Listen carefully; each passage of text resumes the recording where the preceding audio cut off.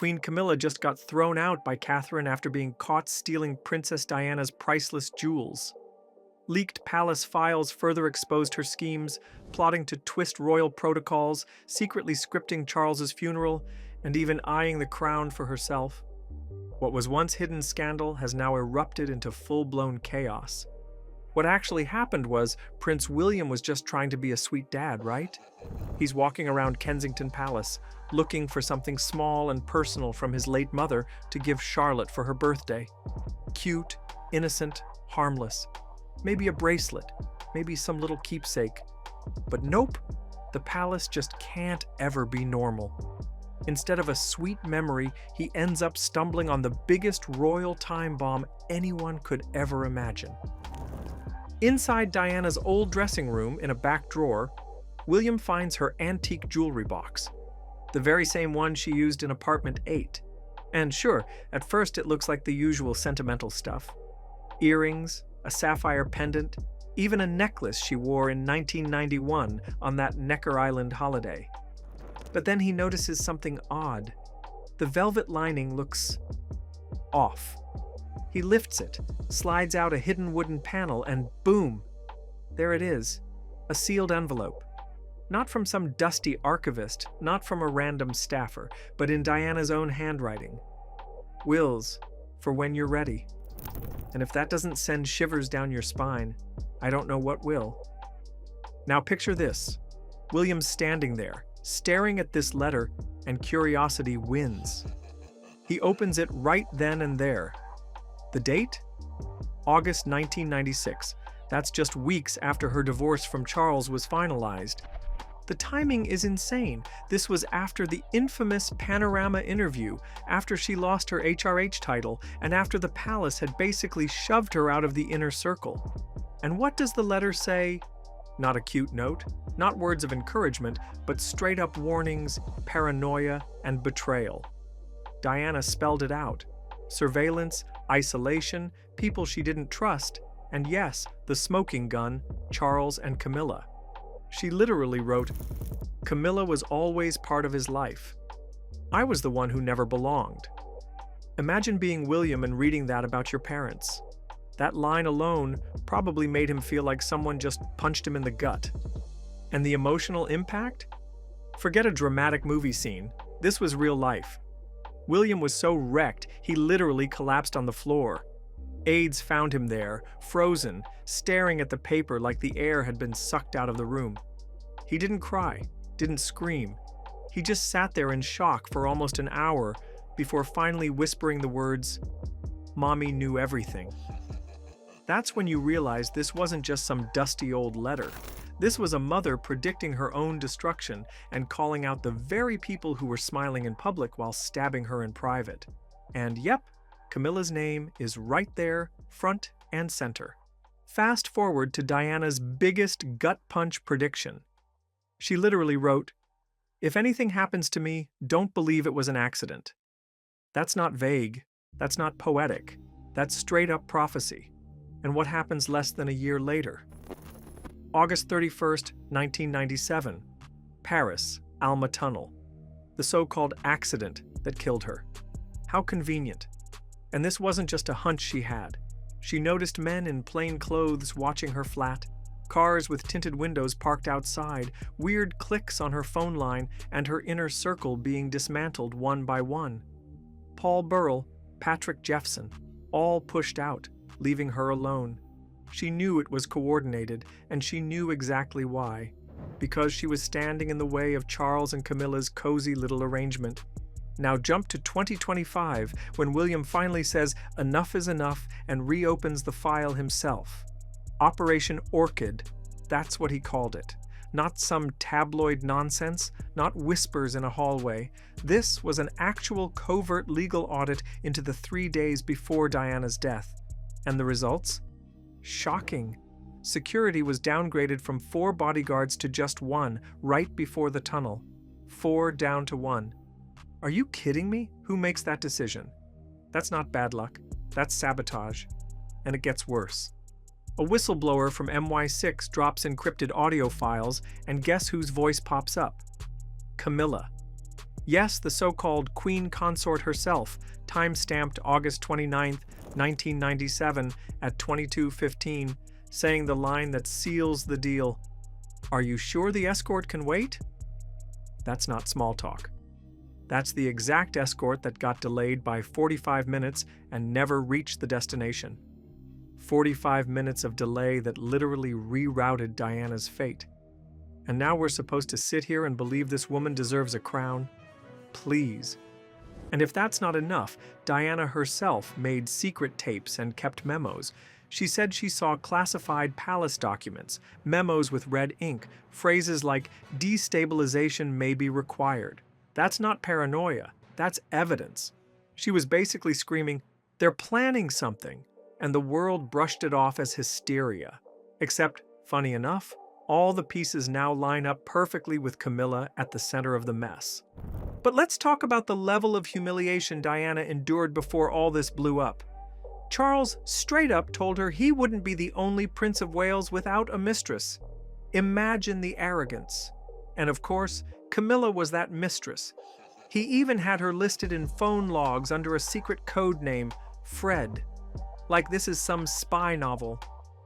And surprise, surprise, Diana caught on, saw the logs, and realized what was going on long before the press ever sniffed it out.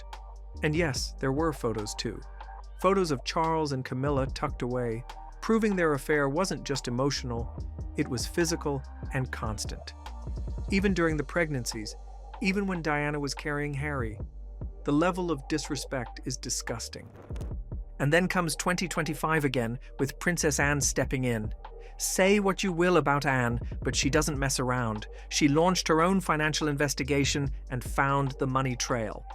On August 29, 1997, exactly 2 days before the crash, a whopping $2.4 million was wired from a Cayman Islands trust straight to a shady Paris security firm called Lucentia Global, a firm no one in the royal payroll had ever heard of. No MI6 contracts, no official ties, nothing. And what was their only job that weekend? A vehicle transfer assignment. The exact weekend Diana died. Anne digs deeper and finds the smoking gun. Emails between Camilla's aide, Harrison Dent, and Lucentia's UK liaison. One line sticks out like a knife. Final assurance required. Delays are non-attributable. Read that again. Delays are non-attributable. That means they wanted the delays, but didn't want the blame. And we're supposed to pretend this was just some tragic coincidence? Give me a break. And to top it all off, in September 1997, just 2 weeks after Diana's funeral, a secret file called Protocol 97 surfaces. Inside, it shows Charles and Camilla had signed a private protection pact. Basically, if Camilla ever got caught with her fingers in the cookie jar of palace destabilization, the monarchy would cover for her. So let's recap.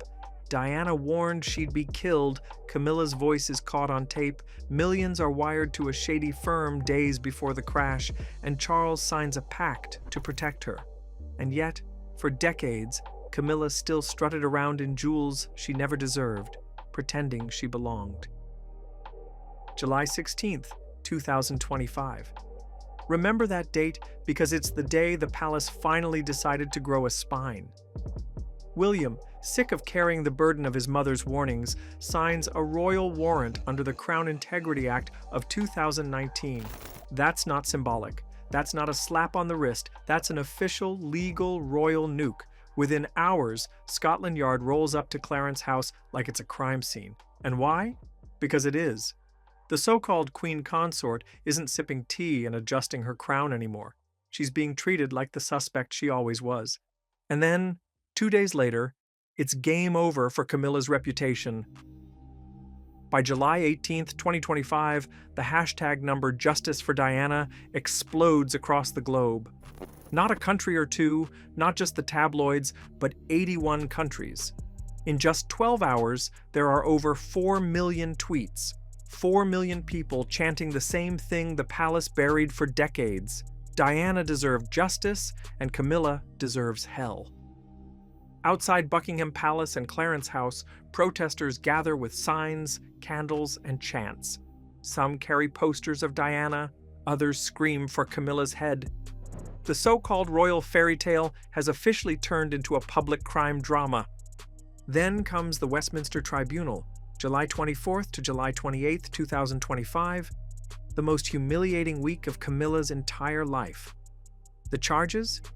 Conspiracy, defrauding the sovereign estate, obstruction of historical truth, just casual light crimes for a woman who pretended to be Britain's grandmother-in-chief. And the evidence on display? Brutal. Diana's authenticated letters from October 1996 and June 1997, letters dripping with fear and foresight, Lucentia global payment receipts, all $2.4 million worth of shady offshore blood money. And the pièce de résistance? Camilla's own voice on MI6 tapes, whispering about delaying escorts just days before Diana's death. That recording might as well have been a confession. But the dagger came when William took the stand. He looked straight at the court, straight at history, and read his mother's words. "They want me out of the way." His voice didn't crack. He didn't fumble. He delivered it like a son who knew exactly what had been stolen from him. Then he said it. "I believe my mother knew exactly who she was fighting against, and we failed her." The room froze. Even Camilla couldn't hide behind her smug silence, and when the verdict came, guilty. Not maybe guilty, not insufficient evidence, straight up guilty. Camilla Parker Bowles, Queen Consort of the United Kingdom, legally branded a fraud and a conspirator. History meet karma. So what happens after you're exposed to the entire planet as a liar and a parasite? You get shipped off like unwanted baggage. On August 2nd, 2025, Camilla is exiled to the Isle of Skye. Not the glamorous retreat she probably imagined, but a glorified prison wrapped in velvet. 6 staff, and that's it. 2 guards, a cook, a nurse, and a couple of pencil pushers to make sure she doesn't wander off. Weekly monitored calls, no freedom, stripped of every ceremonial role. The media calls it a velvet exile, but let's be real, it's a royal prison cell with better curtains. She's basically Britain's most expensive house arrest case. Meanwhile, Catherine delivers the ultimate revenge move. On August 18, 2025, she orders Diana's most treasured belongings, the Spencer tiara, the sapphire engagement ring, and Diana's handwritten diaries, legally locked into the Wales bloodline. Forget Camilla's grubby hands ever touching them again. They're sealed, protected, and destined for Charlotte on her 18th birthday in 2043. That's right, Diana's granddaughter, not Camilla's stepkids, not Charles's mistress-turned-wife, but Charlotte. The symbolism is brutal. Catherine essentially slammed the vault shut and said, "You're erased." And the public? They ate it up. More than 400,000 people signed an open thank you letter to Catherine for protecting Diana's legacy. Polls skyrocketed. Catherine's public trust rating hit 89%. Let me repeat that. 89%, higher than even Queen Elizabeth II's final approval rating before she passed. Camilla spent decades clawing her way to royal respectability, and Catherine torched it all in a single stroke. And to put the final nail in Camilla's coffin, Catherine established the Wales Legacy Trust, ensuring Diana's heirlooms would be displayed and safeguarded forever. Translation: Camilla, you don't even get to rewrite Diana's story in death. You've been cut out permanently. But if you think the humiliation stopped there, oh no. September 1st, 2025, the 28th anniversary of Diana's death, Catherine and Charlotte pulled off the most iconic move yet. They showed up unannounced at Althorpe, Diana's childhood home, walked into the memorial garden, and little Charlotte laid a single white rose on her grandmother's stone. No speeches, no paparazzi circus. Just silence and respect. The photo went viral instantly. It became the most shared image of the year worldwide. One rose, one granddaughter, one legacy. Meanwhile, Camilla sat rotting on the Isle of Skye, watching her relevance disintegrate in real time. Then came the Diana Charlotte Legacy Fund. Within just 4 days of announcing it, £12 million poured in from 52 countries. The world didn't just mourn Diana, they invested in her future through Charlotte. That's power Camilla could never buy, never fake, never steal. And as the donations climbed, so did the polls. 81% of Britons demanded Camilla permanently lose her queen consort title. 74% said Charles had destroyed his own moral standing by protecting her all these years. That's not criticism. That's a national obituary for your reputation. Camilla's downfall is rocking the palace like never before, and the royal family may never recover from these explosive secrets. The real question now is, was this betrayal always bound to surface? Or did Catherine finally push back at the perfect time? What do you think? Justice or just more royal drama? Don't forget to subscribe for more shocking updates.